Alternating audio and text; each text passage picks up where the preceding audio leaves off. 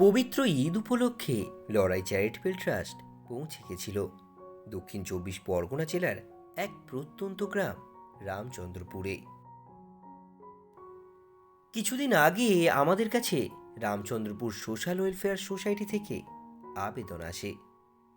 সেখানে গিয়ে সেই গ্রামের দুস্থ মানুষের পাশে দাঁড়ানোর জন্য। তাই তাদের অনুরোধে এবং সেই দুস্থ মানুষের পাশে দাঁড়ানোর জন্য আমরা সামান্য কিছু খাদ্য এবং বস্ত্র নিয়ে পৌঁছে যাই সেই গ্রামে।